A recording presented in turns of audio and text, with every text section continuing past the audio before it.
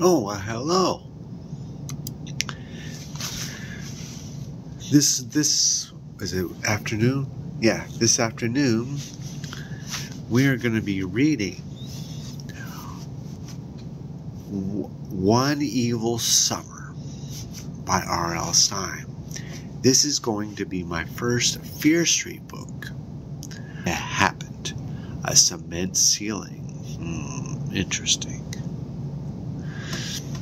Grabbing hold of her rough sheet, she yanked it over her head and rolled herself into a ball. Go away, world, just go away, she thought. A piney antiseptic odor crept under the sheet. Amanda felt as if the smell had implanted itself in her nose forever. Metal bed springs screeched. The other girls in the room began getting up. Good morning, fellow psychopaths, Amanda laughed bitterly to herself. Clack, clack, clack, clack. Amanda recognized the sound of footsteps on the hard floor. She quickly learned that only the guards made that much noise. Everyone else shuffled. Guards? Where is she? Is she in jail? Juvie? Everyone else shuffled along on soft green slippers. In the wing for psychologically disturbed offenders, they were permitted nothing hard or sharp. Ooh, maybe a psych ward. Not even a shoe. Of course, Amanda knew not to call these harsh, noisy women guards. She was supposed to call them by their names, Miss McBain and Mrs. Garcia. Amanda called them guards. Up, Conklin, let's go, barked Miss Garcia, a fat woman with short brown hair and beady dark eyes. Amanda knew she had no choice but to push down the sheet. The rules at the Maplewood Juvenile Detention Center were strict. Aha! So it is a juvie. A worn grain towel hung over the metal frame of Amanda's bed. She grabbed it as she stepped into the green paper slippers, rubbing sleep from her eyes. She folded her arms over her official issue pocketless green nightgown. In line, commanded Mrs. Garcia. The girls lined up by the door. Amanda followed them down the old mustard yellow hall to the bathrooms. As she walked, she glanced out the barred windows. What a rainstorm! It looked as if someone were tossing buckets of water against the glass. A sudden crack of thunder made Amanda jump. I'd do anything to be out in the... Oh, okay. Let's see here. Okay. Tugging on the listly drooping curl, her hair had flopped dead in just 3 days. That's how long I've been in this nightmare place, she told herself. Just 3 days. It could be 3 years. Amanda sighed. Might as well try to get used to it. I'll be here a long time. She remembered overhearing her lawyer when he told her parents that she couldn't go home with them. Murder is an extremely serious offense, he said. No kidding, Amanda laughed to herself as she brushed her chestnut brown hair. The girl at the next sink glanced up at her sharply. Amanda turned away. Great. I'm talking to myself now. I really am wacky. Maybe I do belong here, she added. Hurry up in there, Miss McBain, a big woman with cakey makeup, shouted into the doorway. Conklin, you have an appointment with Dr. Miller right after breakfast. Put a move on. Amanda cringed. No, not another session with Dr. Miller. The day before, he had asked her so many questions, her head throbbed. What had happened? What had she been thinking? How had she been feeling? Amanda didn't want to talk to him anymore. Why keep talking when I could all be boiled down to one word? One evil word. Chrissy. Oh my, who's Chrissy? Chapter 2. Ooh, let's see, what time is it? Because okay, so we have time for another chapter. Wonderful. And for those of you interested, I have a YA horror mystery adventure with teen romance and vampires. If you're interested, Vampire Juice, the link is in the bio. Yes, it is. It's Chapter 2, Chrissy. Oh, and my main character in my book is Amanda. Imagine that. So long, Fear Street. Sea Haven here.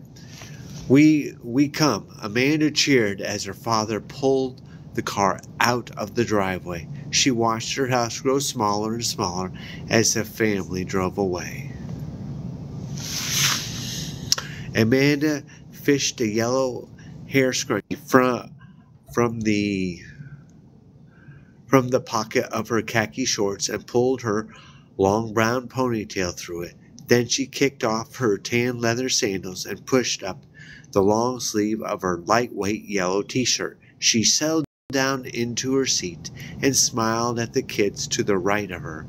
Her brother Kyle was 8 and her sister Mary was 3. Interesting. So is this a flashback? Alright. In minutes, the seat felt hot and sticky. Can you turn on the air conditioner? Amanda asked her parents. I'm thinking she's a teenager. She probably yelled. It's on, Mr. Conklin rolled back. Well, we can't feel it, Kyle whined. I'm cold, Mary complained. She liked to be different. Amanda gazed out at the old houses bathed in shade. Fear Street looked so normal in the daytime, she thought, but at night. She shuddered. Why am I thinking about this now? We're getting away from here. Amanda was happy she wouldn't be stuck in Shadyside for the summer. She and her family would be at seaside town of Sea Haven. Her parents had rented a house not far from the ocean. It would be a working vacation for them. Her father, a lawyer in the public defender's office, defended people too poor to hire a lawyer. He asked to have no trials for the summer so he could catch up on a mountain of paperwork. Mrs. Conklin was a journalist. Her latest assignment was a magazine. Mrs. Conklin reached back and gently pushed Mary's hands away. Then she attempted to wipe the jelly off Kyle's shirt. Mary reached into the back of the compact station wagon. Oh my goodness. Compact station wagon. Would this be the 80s or would it be 90s? Compact station wagon. I want to say the 80s. All right. I said stop, Kyle screamed. See what I mean? Cried Amanda. Don't you complain, Kyle grumbled. I'm the one squished in the middle getting all yucked up. Mrs. Conklin reached back and gently pushed Mary's hands, then attempted to wipe the jelly off Kyle's shirt. Mary reached into the... Oh, yeah, that's where it was. And yanked the cloth off the cage of the family's canaries. Amanda had named them Salt and Pepper. One had a white speck at the end of its yellow tail, and the other's wingtips were flecked with black. With the cloth off, the birds immediately began to... What do you think? What do you think? They began to what? What? You probably think sing. No, to warble. Amanda's orange tabby cat, Mr. Jinx, started meowing from the carrier wedged on the floor between Amanda and Kyle. "Come on, Jinxie," said Amanda, as she gently lifted the heavy cat from the carrier and settled him on her lap. Mr. Jinx licked her hand and curled into a contented ball. "Seriously, Amanda, what do you find most stressful in your life?" Mrs. Conklin asked again. "I hate these questions," Amanda replied silently, but she knew her mother wouldn't give up until she got a real answer. "Algebra," Amanda replied. "I concur. Algebra is very stressful." Mrs. Conklin smiled, drooped her large dark eyes that lost their excited gleam. "Why did you say that?" "Because algebra's hard. I remember going to summer school taking algebra." "Does x equal y or does y equal x?" "When was the last time I used algebra?" "Never." Mrs. Conklin smiled, drooped her large dark eyes, lost their excited gleam. What did I say that?" Amanda asked herself. "That was really brilliant. I had to go remind them that I failed algebra too, and they'd gone an entire morning without mentioning it. Oh well," thought Amanda, scratching Mr. Jinx behind the ears. "There's nothing I can do about it now. Still, I feel bad that Mom and Dad had to hire someone to take care of Kyle and Mary while they work, and I did promise I'd do it, but I can't since I'll be imprisoned in summer school at Sea Haven High for half the day. I really hope someone good answers my ad for a mother's helper in the Sea Haven Daily," Mrs. Conklin fretted, turning forward in her seat. "My article has to be turned in by the end of July, and I'm already behind." Amanda sighed and slumped low in her seat. I was just checking the time, sorry. I had to go open my big mouth. "We'll find someone terrific," Mr. Conklin said to his wife as the air conditioning ruffled his thinning blonde hair. "Don't worry." 2 hours later, Amanda spotted the Sea Haven exit. They turned off the highway and then drove another half hour along a narrow, twisting road, Old Sea Road. As the little beach town of Sea Haven came into view, Amanda pressed close to the glass. "What a cute town," she commented as they passed art galleries, restaurants with awnings, sports stores, and one old-fashioned general store. "Look at that," cried Kyle, pointing. Amanda saw a life-size statue of a brown bear with a fish in his paw. It stood on a plot of grass in the middle of the traffic circle. "I hear the fishing is excellent here," Mr. Conklin commented. They drove around the circle and out the other side.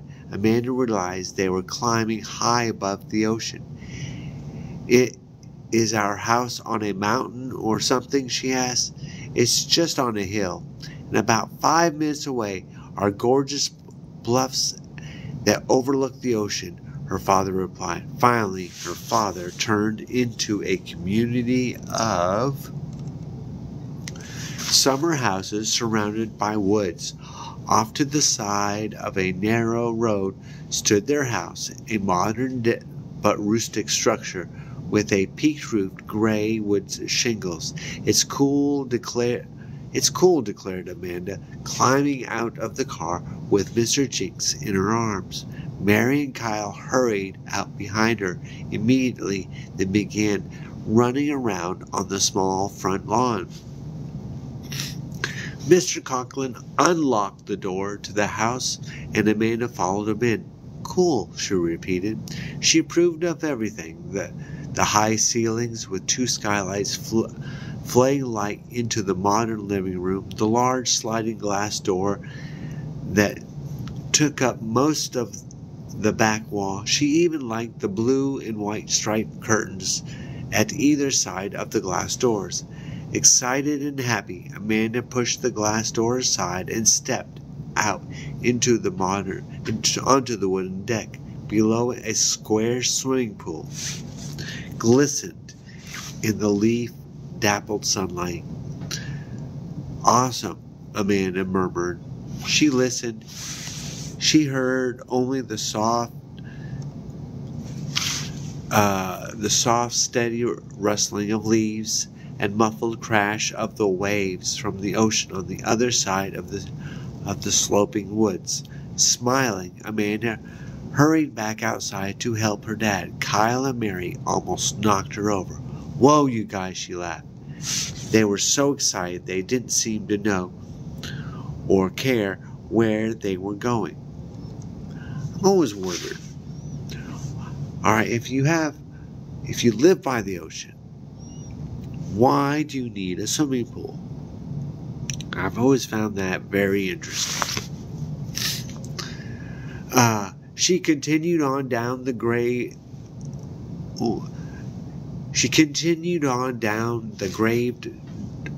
gravel driveway.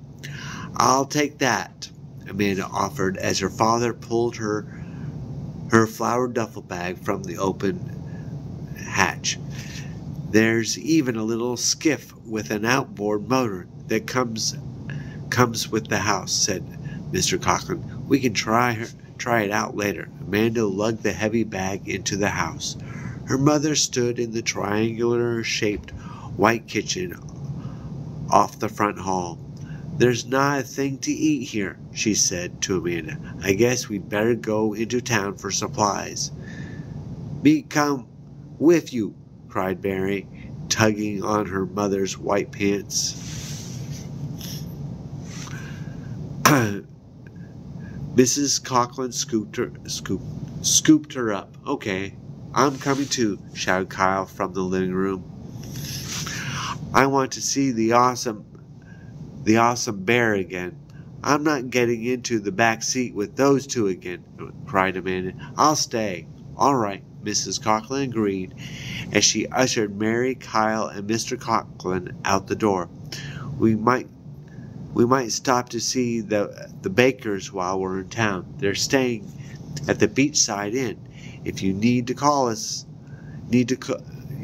us, call there. I won't need you, replied Amanda with a wave. A chirp made Amanda turn toward the birds. I guess you'd like a nice sunny spot, she told them, picking up the cage.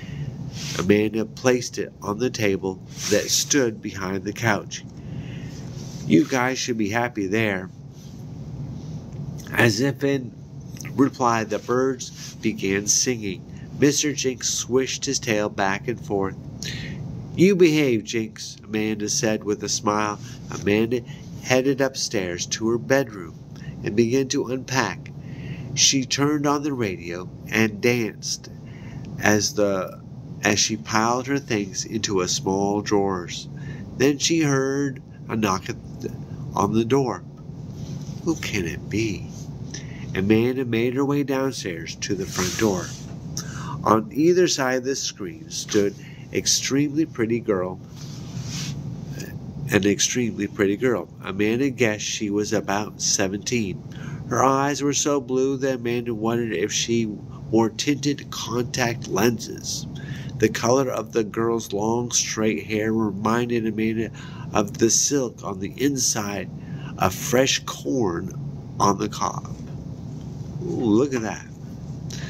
She was slim and athletic, looking with long legs. She had on a white halter top and wide, soft blue slacks. Hi.